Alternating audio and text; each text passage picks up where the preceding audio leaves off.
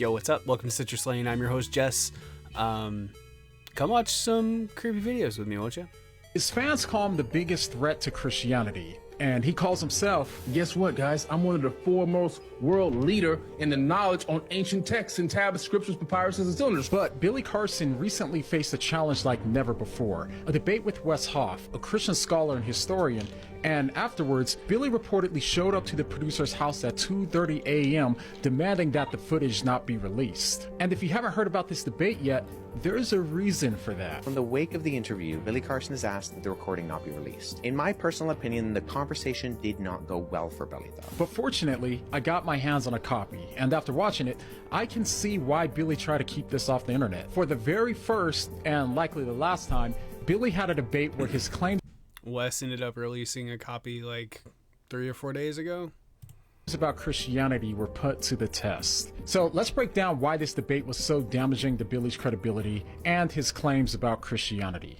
So the debate started off with Billy's argument that Jesus was never crucified, which, of course, if true, that means that Christianity is false. And here's the evidence that he gave in support of his claim. In my videos, and if you listen to the podcast, the statement is according to the Sinai Bible, Jesus wasn't crucified in that Bible. That Bible predates the King James Version of the Bible.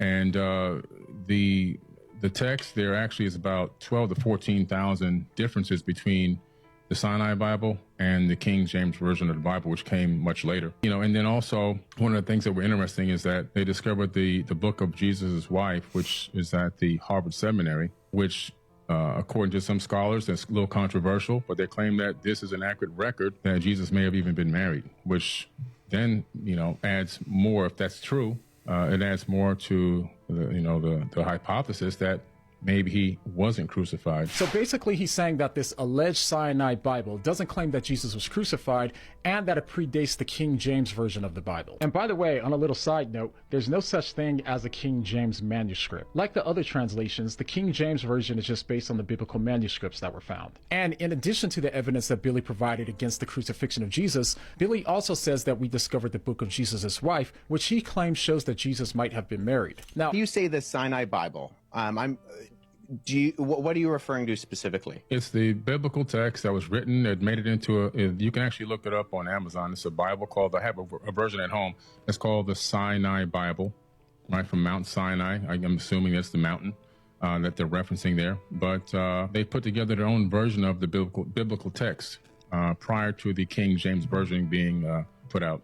Sure. So when you refer to the Sinai Bible, would you be referring to Codex Sinaiticus?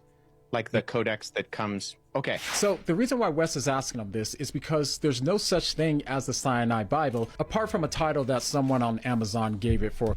It's kind of a long one, so I'm gonna pause throughout. It showed the caption as cyanide. That's what I thought he was saying over and over until Wes clarified, was like Sinai Bible, and I was like, oh... No, it wasn't even when he did that. It was when he talked about the mountain. I was like, there's no Mount Cyanide.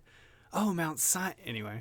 For a copy of it that they were selling. But that book only contains the Codex Sinaiticus, which is really bad news for Billy, because as Wes makes very clear... So I work with manuscripts in my linguistic work. I'm an expert on early Christian scribal culture, and particularly in Greek and Coptic manuscripts.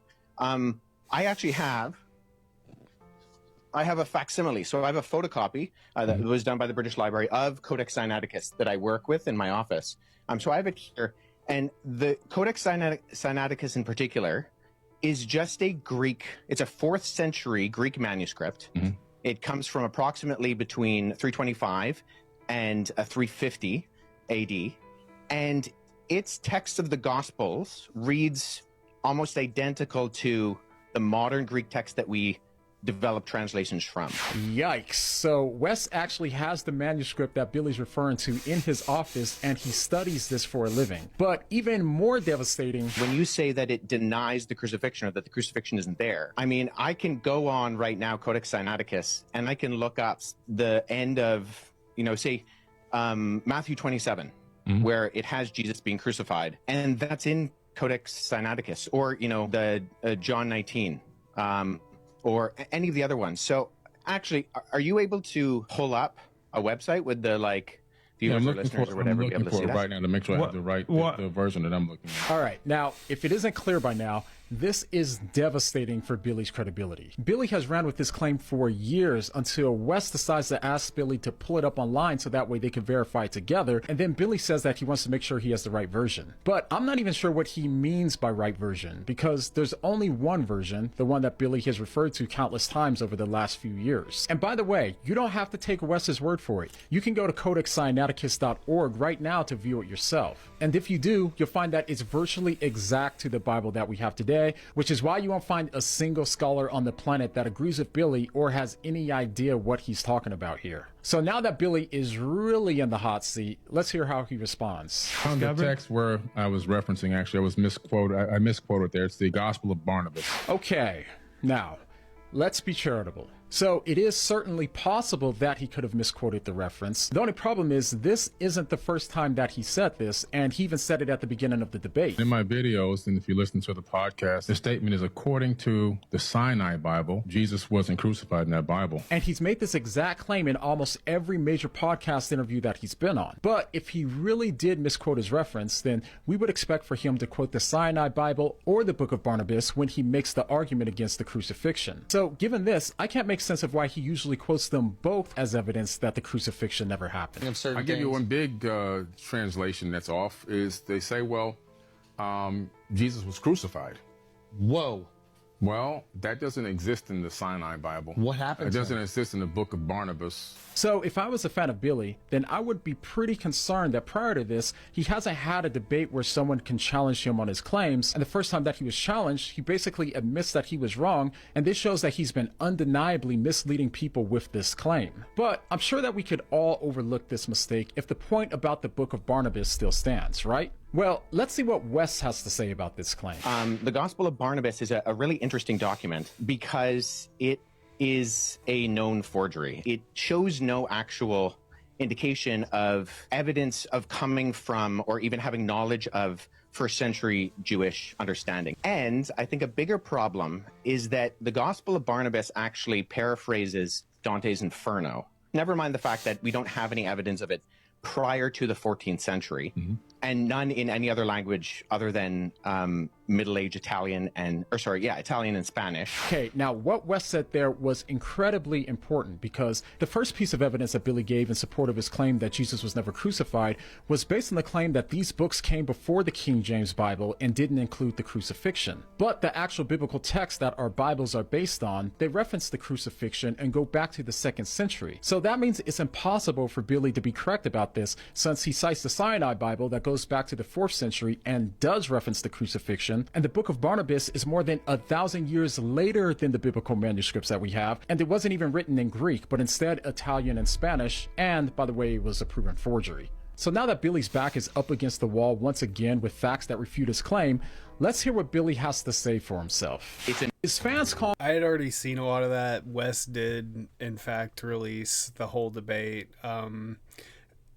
Him and all of his friends are just kind of laughing about it, and Billy is actually let me see if I can find what Billy has said recently. My body, I open my eye, turn to my left, there's a guy standing there. Right away when he handed me a bottle of water, I said, oh, here comes another one. He was trying to convert me into Christianity, right? He hands me the bottle of water. I said, you know what, this time I'm gonna take this damn water. I'm gonna have a conversation with these people. And the guy goes, have you taken Jesus Christ as your personal Lord and Savior? I said, no, why would I do that? He goes, what do you mean? I said, I am God. You're God? What are you talking about? Oh. Yep. No. Yeah, it gets worse. It gets much worse. Well, I said, wait till you hear like his argument here. yeah, I'm God and God is me.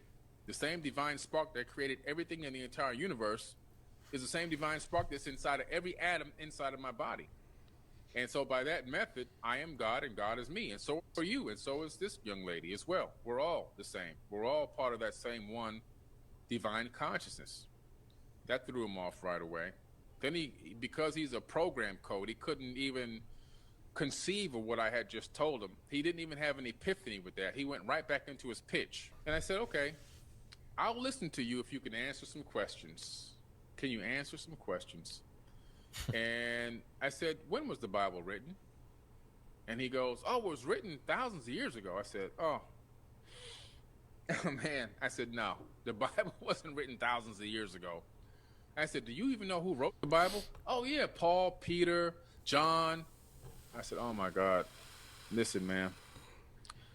I said, you happen to stumble into one of the world's foremost experts on biblical texts, the Torah, the ancient tablets in the world. That's who I said, you happen to stumble into one of the world's foremost experts on biblical texts, the Torah, the ancient tablets in the world. That's who you're talking to right now.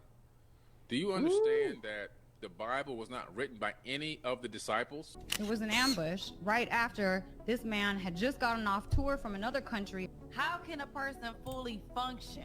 Do you understand how the brain operates? He couldn't even breathe. They talked about him almost dying and all this other stuff. And then you want to put out a video about a debate? You debating a dead man, bro. What? Billy Carson's wife accidentally exposes Billy. She weighed in on the recent debate between her husband, Billy Carson, and Wes Huff, a Christian historian and linguist, who masterfully but respectfully dismantled Billy and his lies about Jesus and Christianity. She made matters worse for Billy. No one forced Billy to debate. He could have canceled if he was sick. The main problem was Billy going to different podcasts and shows, lying that Jesus was never crucified and making false claims against Christianity. Never got crucified. As a matter of fact, the Sinai Bible, this religion has got to come to an end. Yeah, well, I think a few videos ago I like air quoted and was like, yeah, you could say I'm like a fan of Billy. No. You could not say that. Past Jesse is wrong.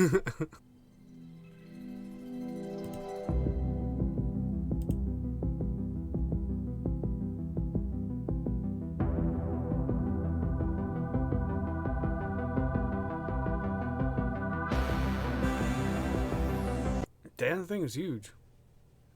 Come pick me up. It said it was found in 2 places. On Friday, Pentagon officials participating in a classified closed-door meeting with the House Oversight Committee. The topic reportedly centered around UFOs that have been flying over New Jersey. For the past few weeks, residents of New Jersey spotting mysterious objects flying at night. This is over my house right now. What is that? Some close to a military installation. Others over President Trump's Bedminster Golf Club, raising alarm. The FAA restricting airspace. The FBI now investigating. Oh my God, here we go.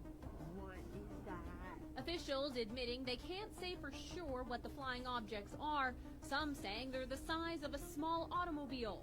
In a statement, a New Jersey police chief saying their presence appears nefarious in nature. The concerns reportedly being discussed behind closed doors on Capitol Hill Friday in a classified briefing between Pentagon officials and House Oversight Committee members. I'm sorry, what? We need some verification here. Okay, so according to the Times, they don't think it's, I don't say this lightly, hobbyists don't have the capability. Iran made a deal with China to produce this technology, to purchase this technology. These drones should be shot down. This is a clear and present danger to the United States and our president-elect. It's serious business. The Pentagon, however, later said there was no truth to Vandrew's claims. There is no Iranian ship off the coast of the United States, and there's no so-called mothership launching drones towards the United States, a spokesman told a press conference. They said an initial assessment by the Defense Department concluded that the drone-like objects were not coming from a foreign entity or adversary. Last Sunday alone, there were 49 reported sightings, mostly in New Jersey. Phil Murphy, the state's governor, told reporters that every time officials begin trying to track them, the drones go dark. Daily Mail, latest drone footage captures sophisticated UFOs interacting with each other over New Jersey. Mysterious, from The Guardian, mysterious New Jersey drone sightings prompt call for state of emergency, while 21 mayors asked governor to enact statewide action. Wow. Drone clusters. Interesting. Oh my God, here we go. Here it is. Are you freaking kidding me right now? What is that?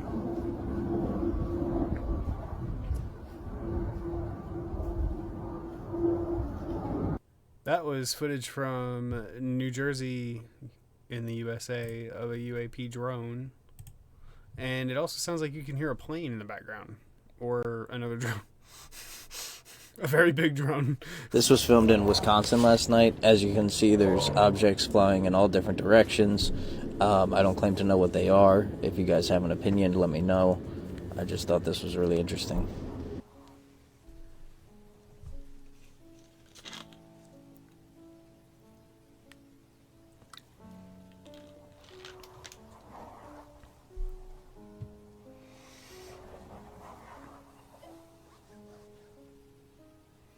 The caption just says they are showing themselves.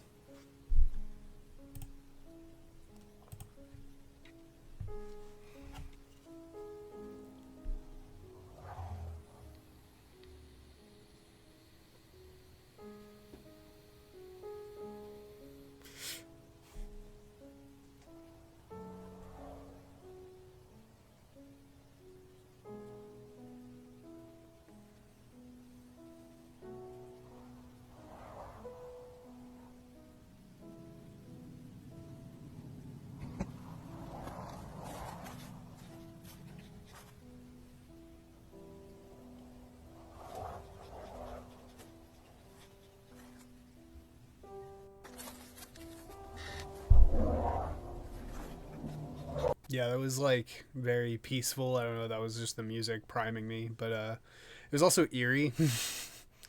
One of the comments was like, nothing in Florida. They must be only looking for intelligent life. Comments are always out of pocket, man. This is crazy. My God, look at it. That's not a plane. That is wild. That's going way too fast. That's not.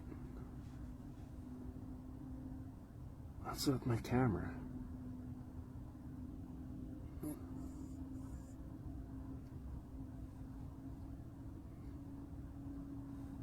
I had to go run in and get my camera. Nobody was gonna believe me. What's with my camera? Look at this thing. Is he... Jesus Christ. I mean, it almost looks like the intense light might be throwing off the, I don't know, camera terms, the photo balance, the white balance. It's throwing off something, so the sensor is like, wait, correct, wait, no, it's wrong. Or it's using blocking technology so that you can't see it. What we're thinking of as aliens are they're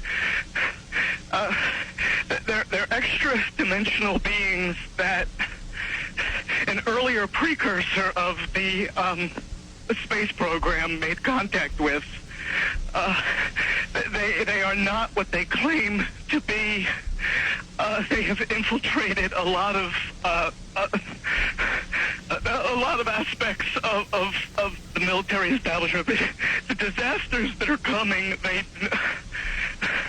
the military, I'm sorry, the government knows about them, and there's a lot of safe areas in this world that they could begin moving the population to now, aren't. But they're not doing anything. They are not. They want the major population centers wiped out. What we're thinking of as... I didn't want to talk over the audio, but it was going through Arizona. It was saying sightings all over the world have increased. Arizona, 2 different cities, footage from China, footage from Russia, multiple UFOs spotted over Warwick, Dallas, more Arizona. They really like Arizona, apparently. France, New Jersey. The ring camera footage from New Jersey is crazy. Connecticut and San Antonio, Texas, and Washington, D.C. That's a UFO sightings map. Red means sightings, blue means no sightings. Do you see it yet? I don't think you do. Because it doesn't really jump out at you at first. But then when I started looking at it, I was like, how come some of these countries don't get sightings? Then I saw which of those countries didn't get sightings. Then I started to wonder how these countries are involved with each other. And then it hit me. If you still don't get it, allow me. The acronym BRIC was coined in 2001 by Goldman Sachs chief economist Jim O'Neill to describe the emerging economies of Brazil, Russia, India, and China. The term quickly became shorthand for the emerging market giants. As developing economies have sought a greater voice in managing the global economy, the acronym has developed into a partnership between the nations. Together, these countries make up 40% of the world's population. In 2024, the bloc's membership doubled as its founding members, Brazil, Russia, India, China and South Africa, were joined by Egypt, Iran, the United Arab Emirates and Ethiopia. All have one thing in common: they're not part of the Western world, although many maintain close trade ties there. President Vladimir Putin says BRICS member countries are the drivers of global economic growth. The total GDP of the BRICS Association is more than $60 trillion, and the total share in the global gross product confidently exceeds that of the so-called G7 countries and continues to grow. Now, is that supposed to be a coincidence? Because that's a pretty strong coincidence. If you call me crazy, say what you want, but let me know what you think. All I'm saying is I'm feeling a little bit targeted. Just real strange. Don't you think? So wait, what's the conspiracy here? They're involved. They're in charge of the UFOs, or like in the sense that aliens aren't real and that they're actually the ones doing it, or that they have partnerships with the aliens to sell us out to control the population. Which conspiracy? I need to know. It's very open ended. It could be either. They could be both.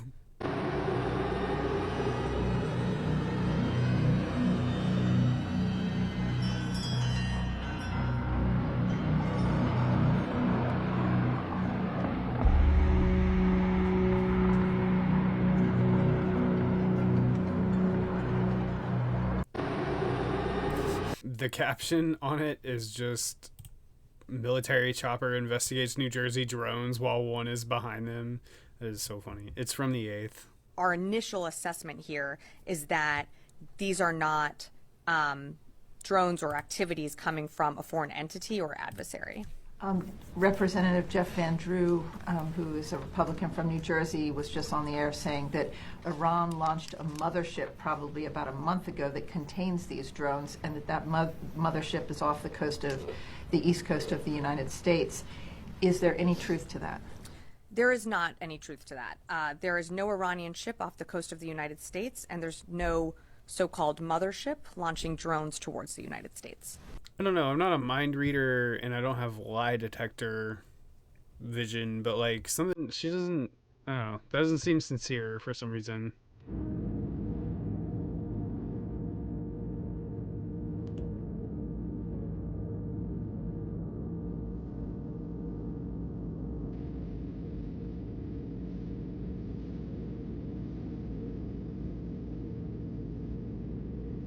Okay, but if that is UFOs, do they really think we're so stupid we're not going to look out the plane window and see them?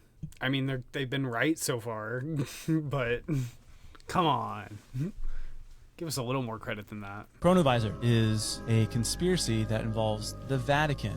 This man, who was a monk in Italy, named Pellegrino Ernetti, and he had this skill set of restoring old Gregorian chants. And he was working with this other guy who was his boss, and then the guy who he was working with, the guy heard his father's voice. And he's like, that sounds like my dad, this frequency that was coming in. He heard his father talking about shining shoes or a shoe repair or something. He's like, that is my father, because he was a cobbler. They're able to like tap into this whole past life. And so that got Father Pellegrino to start doing research into what he called residual energy. He theorized that that could be detected. He went back, fragments had remained, and no one knew what the play was. He went back and was able to watch the whole play and write down the entire play. That is and nuts, so dude. They went to the Pope with it, and the Pope said, you have to get rid of it. He said, this is way too dangerous to have. Supposedly, they dismantled it, but there's a lot of people theorizing that the Vatican still has it, they still use it, and potentially the CIA is involved in it. I have heard little inklings of that theory before, but that sounds very cool. Okay, this is from the Reddit post from a year ago, which is the top result. The validity of the chronovisor's existence, however, is shrouded in skepticism and controversy. Ernetti provided limited details about its construction, citing a team of scientists and Nobel laureates who collaborated on the project, yet no tangible evidence or blueprints have ever surfaced, leading many to question the authenticity of Ernetti's narrative. The Vatican, where Ernetti claimed the chronovisor was developed, has remained tight-lipped about its existence. Church officials neither confirmed nor denied Ernetti's assertions, adding an additional layer of mystery to the story. Some argue that the church might be safeguarding such a device due to the potential implications on historical and religious narratives. Skeptics argue that Ernetti's background is musicology, not physics. Background in musicology, not physics, raises doubt about his ability to invent a groundbreaking piece of technology. Additionally, the lack of scientific validation and peer-reviewed studies supporting the chronovisor's functionality has fueled skepticism among experts. The chronovisor's narrative parallels other tales of time travel devices. Wow, I just can't read today. Devices throughout history, blurring the line between scientific curiosity and imaginative storytelling. It remains a tantalizing concept. Somebody says Father Pellegrino Ernetti did go back on his claims that he invented the chronovisor.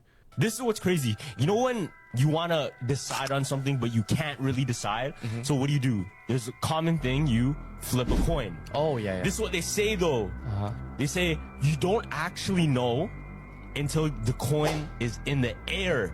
And when it's flipping around, that's exactly when you know what you want it to land on.